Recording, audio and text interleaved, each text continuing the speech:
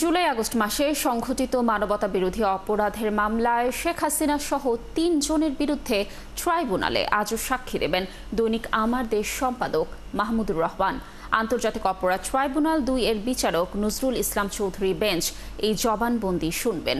এর আগে সোমবার ট্রাইব্যুনালে মাহমুদুর রহমান দাবি করেন, ক্ষমতাচ্যুত প্রধানমন্ত্রী শেখ হাসিনা পারিবারিকভাবে সেনা বিদ্বেষী ছিলেন, বিডিআর হত্যাকাণ্ডে প্রতিবেশী দেশের ইন্ধন ছিল জানিয়ে সাক্ষ্যতে ৪৬তম সাক্ষী মাহমুদুর রহমান জানান, পিলখানায় দেশপ্রেমিক সেনাবাহিনীকে নির্মমভাবে হত্যার পর শেখ হাসিনা বিচার বিভাগের নিয়ন্ত্রণ নেয়ার জন্য সাবেক প্রধানমন্ত্রী বেগম খালেদা জিয়াকে বাড়ি থেকে উচ্ছেদ করেন এবং তত্ত্বাবধায়ক সরকার ব্যবস্থা বাতিলের পদক্ষেপ নেন। এরপর এ মামলার সাক্ষী দেবেন জাতীয় নাগরিক পার্টির আহ্বায়ক নাহিদ ইসলাম। দর্শক, ট্রাইব্যুনালে রয়েছেন আমাদের সহকর্মী সৈকত সাদিক। আরও তথ্য জানতে আমরা চলে যাচ্ছি তার কাছে। সৈকত, নিশ্চয়ই শুনতে পাচ্ছেন আমাকে।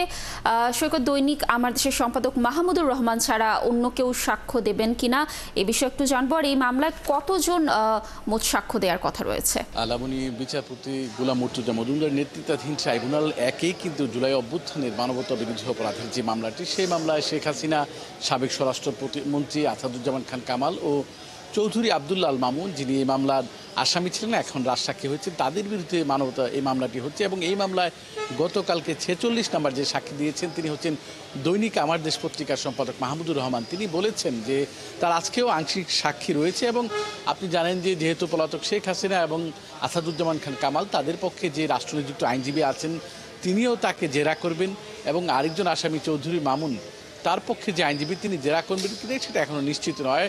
তো গতকালকে যেহেতু তিনি দীর্ঘ সাক্ষী দিয়েছেন, আজকেও তিনি সাক্ষী দেবেন। এবং গতকালকে প্রসিকিউশনের পক্ষ থেকে চিফ প্রসিকিউটর জানিয়েছেন যে আজকে হয়তো এনসিপির যে সভাপতি, জুলাই সমন্বয়ক, আরেকজন অন্যতম সমন্বয়ক নাহিদ ইসলাম, তিনিও সাক্ষী দেবেন এবং তার সাক্ষ্য গ্রহণের মধ্য দিয়ে কিন্তু এই শেখ হাসিনার মামলাটির যে সাক্ষ্য গ্রহণ কার্যক্রম সেটা শেষ হওয়ার পরেই কিন্তু যুক্তিতর্ক উপস্থাপন করা হবে, এরকমটাই তিনি বলছেন। এবং হয়তো খুব দ্রুত এই মামলার কার্যক্রমটা শেষ হবে। এবং গতকালকে আমরা দেখিয়েছি এবং আজকে আপনিও বললেন যে গতকালকে যেভাবে তিনি বলেছেন মাহমুদুর রহমান বিগত ১৫ বছর যে আওয়ামী লীগ সরকারের আমলে কীভাবে ফ্যাসিবাদ কায়েম হয়েছে এবং সেই ফ্যাসিবাদ প্রতিষ্ঠার ক্ষেত্রে পার্শ্ববর্তী দেশ ভারতের কী ভূমিকা ছিল, তখনকার যে সেনাপ্রধান ছিলেন মঈনুল আহমেদ, তার কী ভূমিকা ছিল, এবং রাষ্ট্রের যে বিভিন্ন বিভাগ, বিচার বিভাগ, আইনশৃঙ্খলা বাহিনীর সদস্য, নির্বাচন কমিশন সহ অন্যান্য যারা বা রাজনীতিবিদ, তারা কীভাবে শেখ হাসিনাকে সহযোগিতা করেছেন এই ফ্যাসিবাদ কায়েমের জন্য, এবং শেখ হাসিনা তার যে বিরোধী শক্তি যাদের দমনের জন্য তিনি কীভাবে নির্যাতন চালিয়েছেন, সব বিষয় তিনি তুলে ধরেছেন। এবং তিনি সর্বশেষ যেটা বলেছেন যে এই জুলাই গণঅভ্যুত্থানের মাধ্যমে ছাত্ররা জীবন বিসর্জন দিয়ে যে বাংলাদেশের সার্বভৌমত্ব রক্ষা করেছে, এই বিচারটা যাতে ন্যায় বিচার হয়।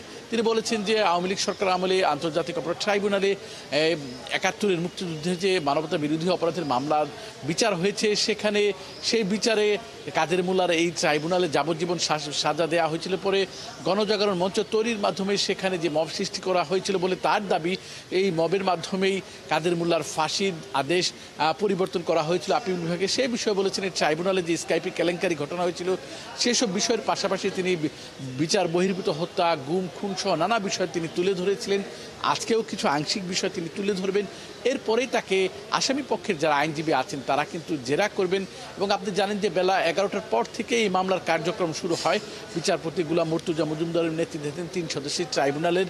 এবং এই বেঞ্চে আজকে আরেকটি মামলা রয়েছে যে আপনি জানেন যে জুলাই অভ্যুত্থানে ২০২৪ সালের ১৯শে জুলাই রামপুরার যে বনশ্রী এলাকায় সেখানেই কিন্তু অনেক যে ঘটনাগুলো ঘটেছিল, সেই সময় একদিন একটি ছাত্র বা একজন হোটেলের যে কর্মচারী আমির হোসেন, তিনি তার জীবন রক্ষার্থে পুলিশের গুলির হাত থেকে রক্ষার্থে একটি নির্মাণাধীন ভবনের কার্নিশে যে ঝুলেছিলেন, সেখানে গিয়ে অভিযোগ রয়েছে যে ২ জন পুলিশ সদস্য তাকে গুলি করে এবং অন্য ২ জনকে হত্যা করা। এই মামলার এই ট্রাইব্যুনাল একে দায়ের হয়েছে।